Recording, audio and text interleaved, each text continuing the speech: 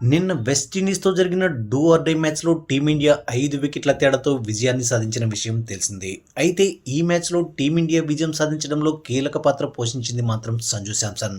196 runs టార్గెట్‌ను chase చేసే క్రమంలో team India మొదట్లోనే కాస్త తడబడింది. ఓపెనర్ అభిషేక్ శర్మతో పాటు వన్ డౌన్‌లో వచ్చిన ఇషాన్ కిషన్ త్వరగా అవుట్ అవడంతో టీమిండియా కాస్త ప్రెషర్‌లో కనిపించింది.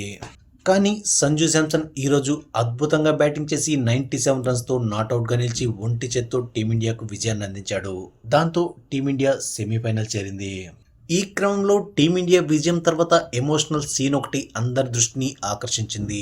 అదేంటంటే సంజు ఇన్నింగ్స్ తర్వాత team India head coach Gautam Gambhir నేరుగా మైదానంలోకి వచ్చి సంజును గట్టిగా హత్తుకున్నాడు. ప్రస్తుతం ఈ ఫోటో సోషల్ మీడియాలో విపరీతంగా ట్రెండ్ అవుతోంది.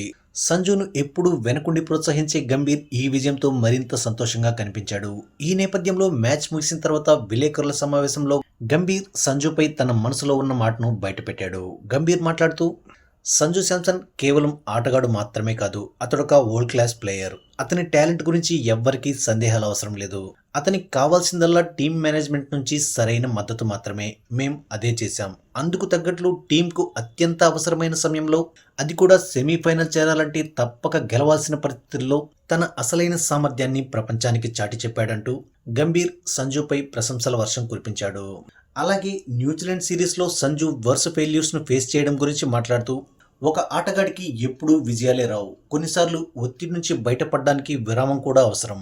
సంజు ఖాతాలో 3 టీ20 సెంచరీలు ఉన్నాయంటేనే అర్థమవుతుంది అతనిలో ఎంత గొప్ప టాలెంట్ ఉందో అర్థం చేసుకోవడానికి.